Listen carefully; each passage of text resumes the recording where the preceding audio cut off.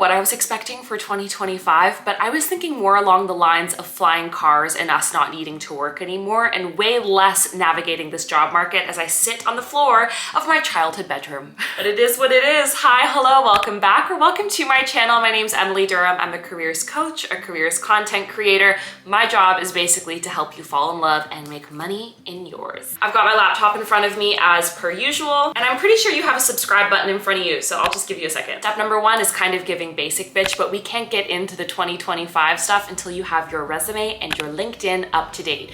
You will notice that I didn't say cover letter, girl. Those are a thing of the past, okay? Those are in the rearview mirror. Unless you are working in investment banking, government, or like intense old school consulting, realistically, you're not going to need a cover letter. Most companies don't read those anyways. Let's not invest our time there. If you do end up needing a cover letter for your job search, literally get ChatGPT to pop together. Quick little template, you're gonna update it, call it a day.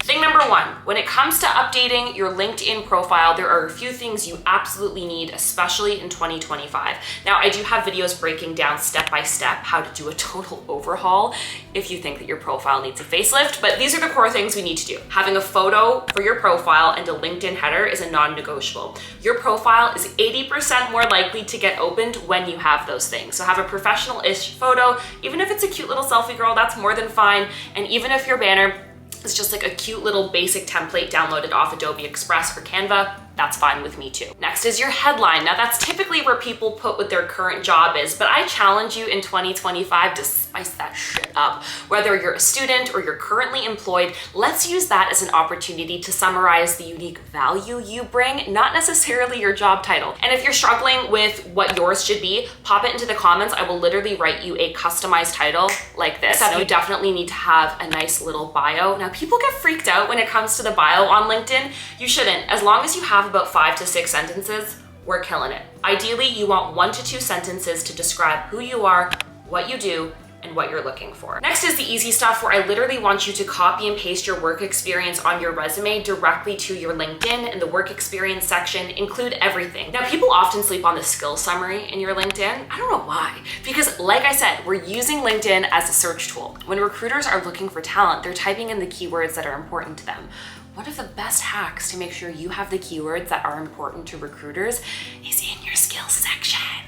That's exactly where it is. So in your skills section, literally make a complete list of all of the buzzwords in your industry. If you're struggling, again, ask AI. This is where AI is your friend, not the enemy. Pop that into your skills section. You're bellissima. Okay, on to updating your resume. Now I have an entire video, multiple videos actually, breaking down how to properly update your resume. I'm just going to link that over here because there's way too much for me to say. Okay, on to part 2. You have updated all of your documents. Now it's time to figure out what your specific job search strategy is. Before you start applying for jobs, you need to have 5 job titles that you feel are a good fit for your industry. For example, if you are a marketing expert, you're looking for marketing jobs, make a list of what you are qualified for. Is it digital marketing specialist, social media marketing manager? Are you using the title coordinator anywhere? Make a list of at minimum 5 different job titles that are 100% relevant for your skills and experience level. So when you're looking up the job titles that you've made note of, take a look at what companies are actually hiring.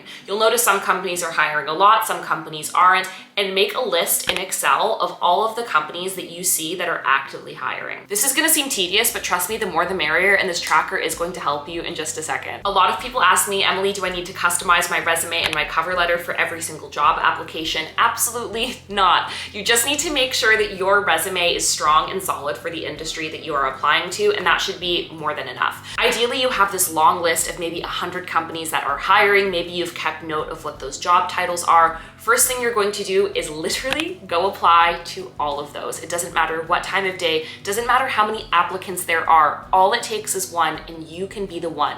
Do not be the person taking yourself out of the running, out of the race. If you don't meet every single job qualification, it doesn't mean you shouldn't apply. Now stay with me, y'all, because the reason I got you to keep track of all of these companies that are hiring is now I want you to go to LinkedIn and look at people who work in that job or a similar job at the companies that you've listed. So if you just applied to that digital marketing manager role at Google, you're gonna go in LinkedIn and you're gonna type up marketing manager, senior marketing manager, marketing consultant at Google. You're gonna see a bunch of names pop up and you are going to send them something that looks like this. Screenshot it, make sure I look skinny. The biggest hack in the world is after you apply for a job, reach out to someone who works at that company, ideally multiple people at that company, and flag your application. They might not be the right person, they might not know who's hiring, but what you're saying is, hey, I'm interested, do you happen to know who's running the process, and can I learn more from you? They're gonna do one of three things. They're not gonna respond, fine, doesn't bother us. They're gonna say, I'm not running the process, but this person is, and boom, suddenly you have a connection, which is just as good as a referral. Or thirdly, they're gonna say, yeah, I know a little bit, why don't we hop on a phone call and I can tell you a little bit more. To avoid burnout when you're high volume applying and high touch applying for jobs, treat it like a job where there are shifted schedules. I love having job application Mondays where you reserve a full hour for applying for jobs. Maybe on Tuesdays, you reach out to all of those people with your high touch message. And on Friday, you go back to your job search. And then you have an alternating schedule.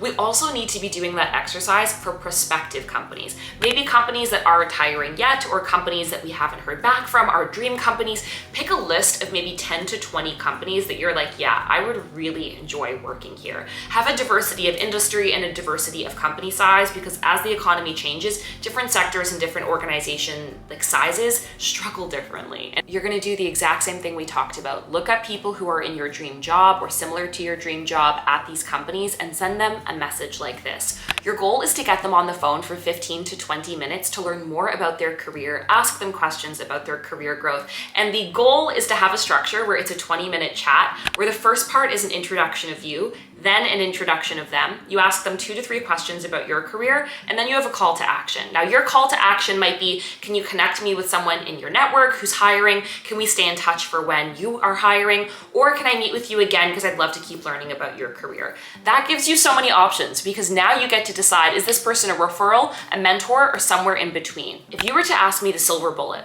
what is the secret sauce to standing out in 2025? It is a combination of all of these things, like the rigor in your job search, the networking, the customized LinkedIn, and the customized resume. All of that is packaged up to say it's your personal brand.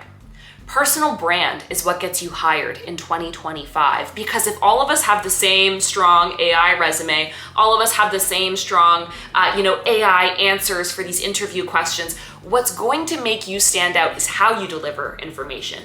It's your people skills. Remember that you can't have a strong personal brand without having deep emotional intelligence. And emotional intelligence ultimately is your ability to make people feel seen and to have empathy for those around you. It's knowing how to play the political game. It's knowing how to be liked, how to make friends. All of that is so critically important. And for the people who are really going to see their careers flourish over the next 5 to 10 years, the number one skill isn't going to be AI. It's going to be how you navigate careers with people, how you interact with people, because robots can't make people like you. I hate to say it, but one of the most important ways we communicate our presence and our professional brand is how we physically show up. Almost 80% of messages are communicated through our body and how we look before we even open our mouth. Is it unethical?